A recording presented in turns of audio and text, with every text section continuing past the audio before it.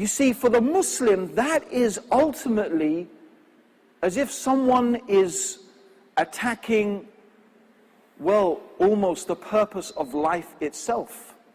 The whole foundation on which morality and decency and the idea of right and wrong is built on this book. And someone wants to insult it. Because if you look at the essential teachings of the Quran, for someone to say it's evil, it's an evil book, honestly, it really is absurd.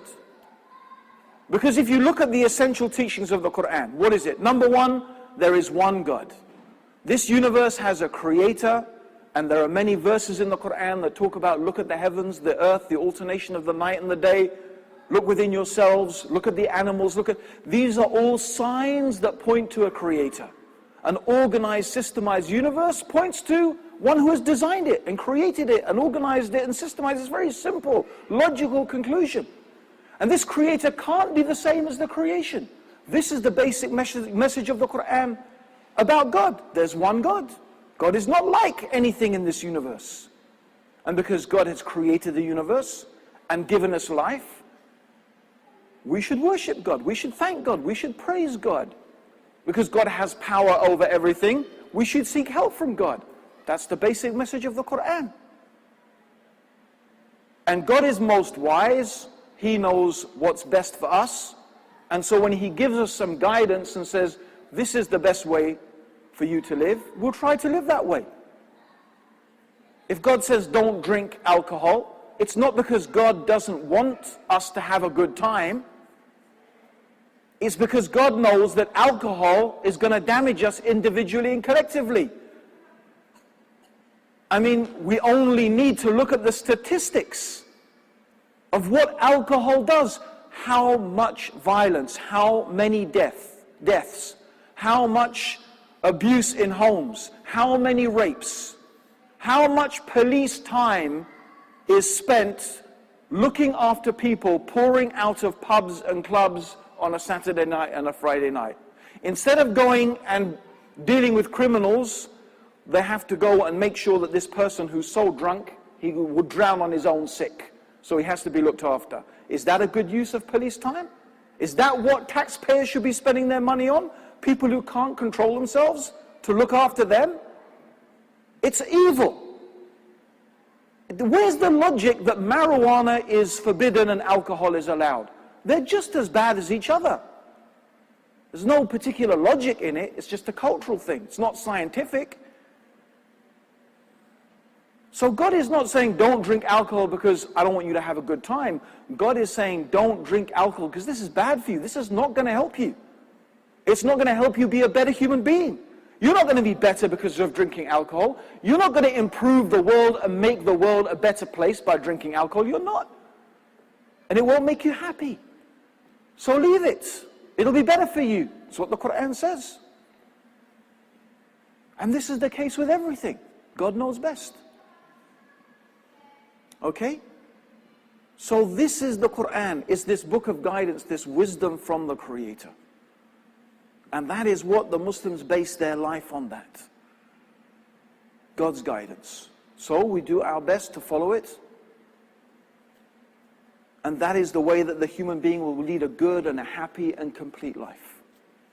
And there is a very, very important thing that I want to finish on. Very, very important concept. Is that the Muslims, you see, we believe the Quran is the actual speech of God. You know, for example, if you're familiar with the Bible, then you'll know, for example, about the 10 Commandments. The 10 Commandments is actually God saying, thou shalt not do this and thou shalt not do that. It's almost as if you could put God in parenthesis. You could say, this is God clearly saying something.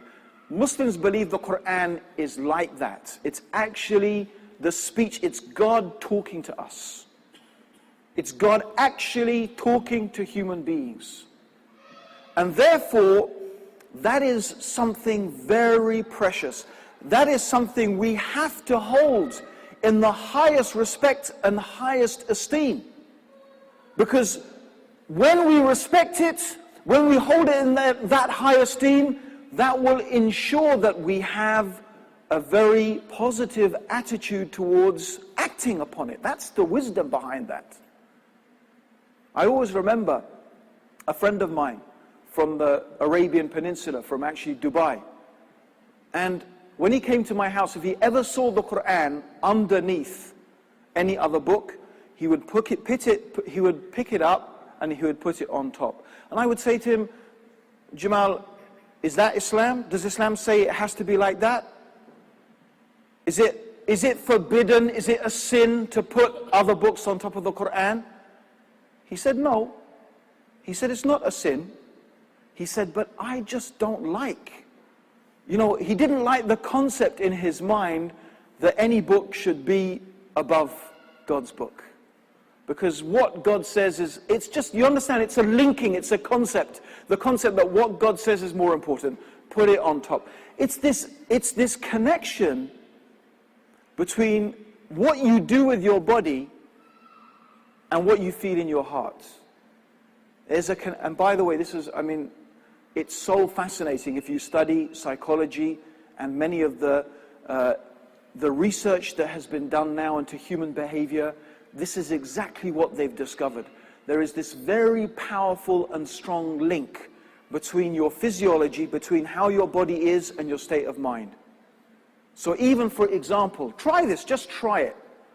Totally aside from our conversation, just something to, if you're feeling down, you're feeling a bit depressed, just try this. Make yourself smile. Just make yourself smile. Yeah? Make yourself move like a happy person. Happy people are jolly and they move around and they smile and they're like this, right? And force yourself to be happy and jolly. And you know what you'll find? You will start feeling happy. This is a fact that they found. If you behave in a certain way, you will start to feel that way. This is very important. Okay? And I think if you think about that, then you can see why treating the Quran respectfully is very, very important for Muslims. Because the way that we physically treat it respectfully is making a link in our mind between the status that we give what this book says in our life. And that, as I said, is what the life of the Muslim is based upon. And it is not religion as you may think of it. It is really a way of living. It's really what our life is about. It's this communication from God to all mankind. And also, by the way, Muslims don't believe the Quran is just for Muslims. We believe it's for everybody.